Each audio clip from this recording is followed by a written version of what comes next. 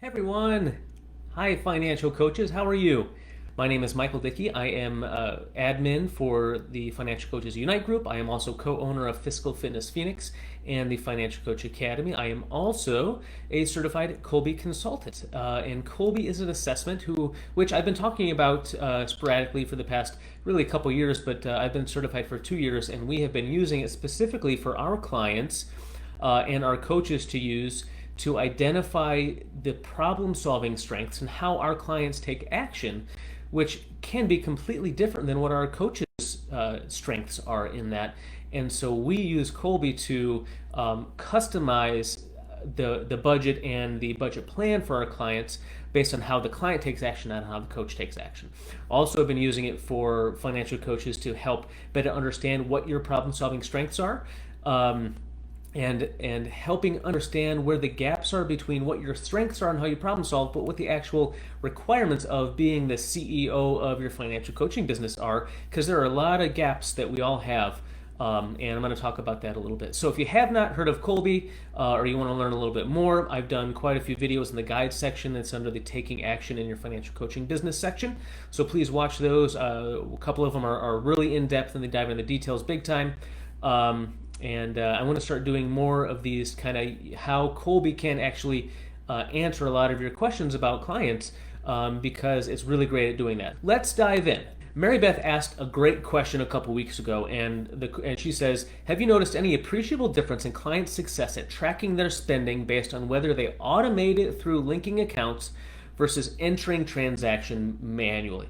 She goes on to just clarify, she says, my ideal clients are busy professionals with sufficient income who currently lack bandwidth for managing their finances. Thank you. So this is a great topic, a great question. There's a lot of debate out there whether you should be using autopay or not. There are definitely pros and cons to each. And, like I said here, is that it really depends. And I'm going to talk about how using Kolbe and how you can kind of guesstimate whether your client would really do well with automating or manually. And we can I'm going to go over some insights you may be able to gain just from talking to your clients. The real answer is that your clients need to do the Kolbe, and you should do the Kolbe as well, just because it's, and I'll go into this a little bit, but what we guesstimate how we take action and what we think you might be. I'm going to give you some examples in a little bit, but you say, yeah, that sounds like me, or yeah, that sounds like my client. But there's a lot of other factors, psychologically, mindset-wise, personality-wise, knowledge-wise, that can overshadow and take over how we naturally take action. And there's some really interesting situations where that does happen. Let's really quickly dive into what Kolbe is specifically. And the way that I want to do that first is talk about the three different parts of the mind as far as Kolbe is concerned. Because some of them you're probably aware of, and then one of them, which is what Kolbe describes, you might not have heard of except for me talking about it. So the first part is the cognitive part of your mind, and that is basically what you know, how you think about things. It's your your skills, your experience, your knowledge, your education, that kind of stuff, right? And so we can measure that with an SAT or an ACT or an IQ test or a licensing exam, those type of things. It basically says, hey, what do you know? Right? And that's what the cognitive part of our mind is. The second part is the affective, which is personality. And that is our mindset, our values, our preferences, our emotions, our likes, our dislikes, that kind of stuff. And that is really a true personality test, the way we identify that. And we use a Myers-Briggs, an Enneagram, a DISC, a Strengths Finder, money personality, money archetype. All those things are all talking about personality and the affective part of the mind. The third part of the mind that Kolbe specifically describes, and no other assessment really does, and I'll say that Kolbe has really, really good amount of research behind it that says it's actually accurate and valid and reliable. So, but that's the conative, and that's how you take action. That's how you do things.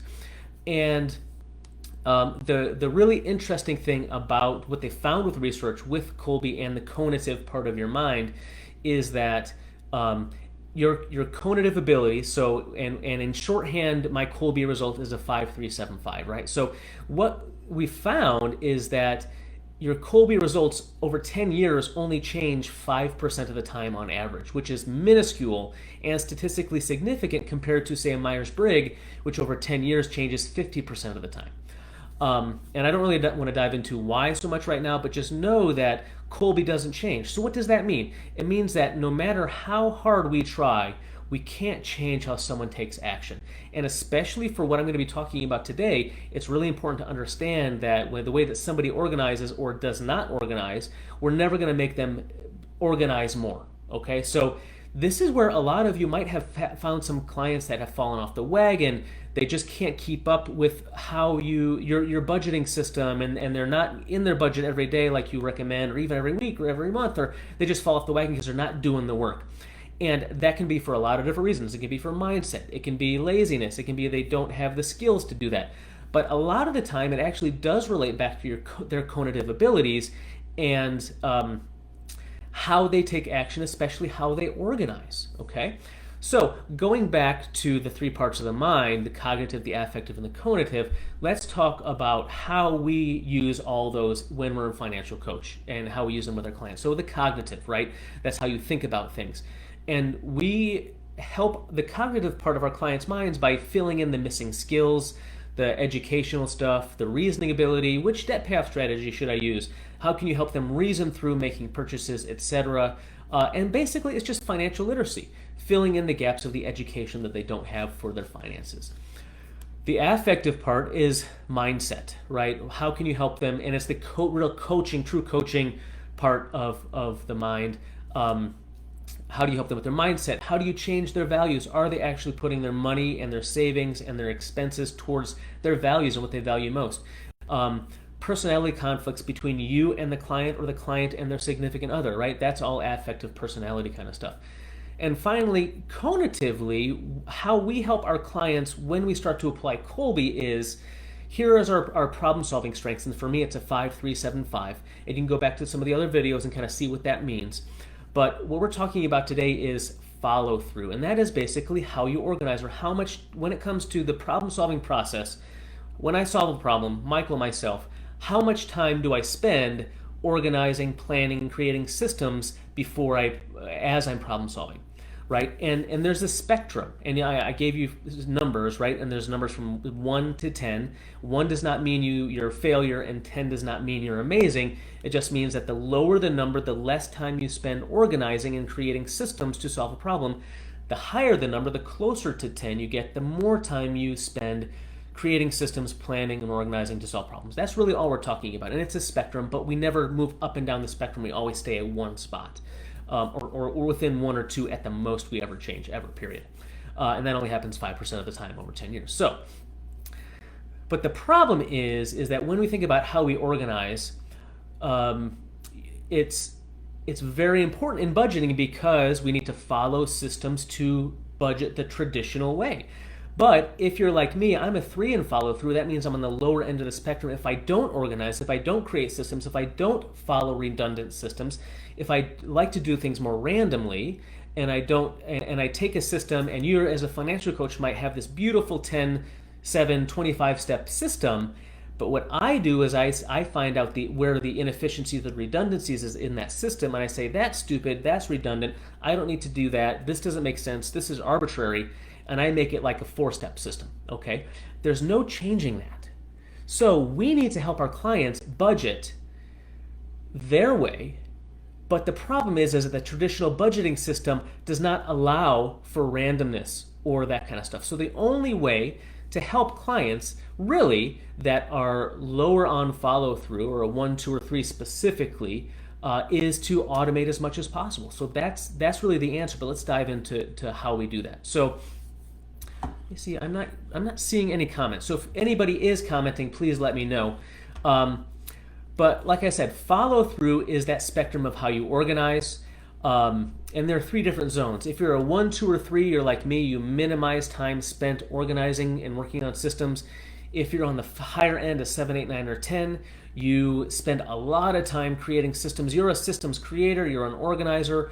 The at least half, if not more, of financial coaches that I've done interpretations on, which is 50 or 60 by now, are that high in follow through. And in the middle means that you can do a little bit of both. You're a bridge between someone that is an extreme organizer, systems creator, and someone that is an adapter like me, where I don't follow rigid systems. Okay, so how can you tell which zone someone is in? So let's quickly talk about the really one that we're talking about automating, which is the resistant or the minimizing follow through, which are numbers 1, 2, or 3. So they're on the lower end. These people might say in an intake form or as you're talking to them that they've never been able to follow a system. They've tried budgeting before, but it never works. They fall off the wagon. They have never been successful with tracking where every dollar goes. They don't use a budget. When they're saving, they're just randomly doing it. They're randomly doing things. There's no systems that they're using.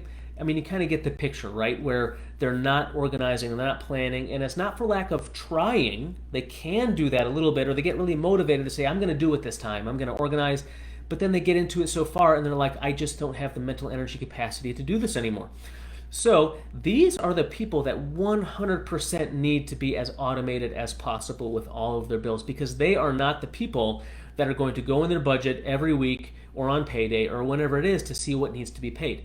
They need it to be automated, and what you can't automate as far as paying a bill, what you can't automate needs to have a reminder. So say there's a couple expenses that just for whatever reason you have to write a check or you have to do it manually and pay it, whatever, right? So you just can't automate it. You put a reminder on their calendar that pops up, and it says, pay this bill, it's this amount or whatever, go into the budget, look at it, pay it. They can build a habit and do that, because it's not like they're doing it 10, 20 times every 2 weeks. It's they're doing it once every month or twice every month. They can take a break, do that for 2 minutes, and then be done, right? It's not that big of a deal. So they absolutely can do that. On the other end of the spectrum, some people that are 7, 8, 9, and 10 in follow-through, who are organizers, systems creators, they probably already have a budgeting system. And if they don't, that might also be either a mental health issue, they have some mindset issues where they're so afraid to look at their budget, they don't do it, even though you look like, wow, you should be very organized in your finances. You're an 8 in follow-through. And so this is another thing to consider when it comes to thinking about the entire holistic person, cognitively, affectively, or personality-wise, and cognitively, is that there's a lot of stuff going on, and we're not just one of those parts of the mind. We're all three combined, like a nice 3-part Venn diagram that we meet right in the middle, right? So when they're on that end, they might already have a system, or a loose system, if anything, that works for them. So your system and their system can really merge beautifully, and they're going to make it their own, which is fine. Those people tend to do really, really well with manually doing everything, tracking every dollar. They're organized. They want a checklist to have done, and they're going to manually do that to get the closure that checking off all of their lists do, right? So the people that are higher on follow through, that are organizers, that do create systems, really do well with manual tracking for the most part, right? And then if they're somewhere in the middle, they can do a little bit of both. And those are the people that they will follow a system. You might want to automate some things. You might not have to automate anything. It just kind of depends, and you might have to play it out a little bit. But those people will definitely follow a plan and fine-tune it. So they'll take your system, but because they're not systems creators, they are system followers, if you're a 4, 5, or 6 in follow-through. So they might have struggled because I follow a system, but it's never really worked. I've never been able to create it myself. They followed baby steps, or they followed kind of a traditional budget, but they don't see the benefit, or they're not getting the results that they want. So they want a more specific system that you've created or that you're using, you implement with them, and they're going to follow it to a T. And those are kind of some of the ideal clients as well. So let's recap. Okay, so if you're hearing a client say they're doing things randomly, they don't follow a plan, they've never budgeted, it's never worked, the traditional way has never worked, those type of wordings, you'll probably find that auto paying as much as possible is the most beneficial, and then setting reminders for the things that aren't automated. What's the word I'm looking for? You can't automate. Um, and also, if that fails with them as well, they might be a great candidate for daily money management, where they pay you a fee, a monthly fee, and you or someone else actually goes in and pays their bills for them. Me being a 3 and follow through, I would say shut up and take my money if you were going to pay my bills for me. Every month. That's like just weight off my chest. So that those are the options. The other people are definitely going to be either co-creating a system with you or following it to a T. And those people can do some automation, but really they should be able to do manual tracking and manual pay. So I can't see any live comments right now, unfortunately. So if you are chatting with me, hello. I'll have to go back in and manually type out some answers. But hopefully that was helpful. It gives you kind of an idea that there is a reason why autopay does work for some people, and on the flip side of that coin, why those same people that autopay is amazing for does not. The traditional budgeting system, where you do have to go in and track every single dollar and go in and pay things manually and follow a redundant system, does not work for at least a quarter of the population. So if not, up to 75% of the population, kind of depends on other things. So hopefully that's helpful. Listen to what your clients are saying. If you really want to find out the correct, absolute, finite way to find out what your client's cognitive abilities are, please DM me. We can talk about how I can help you use Kolbe for your clients. And if you're interested in having Kolbe done for yourself to find out where your strengths are, where the gaps are between you and your business of being a CEO of your financial coaching business, please DM me or email me at michael@fiscalfitnessphx.com.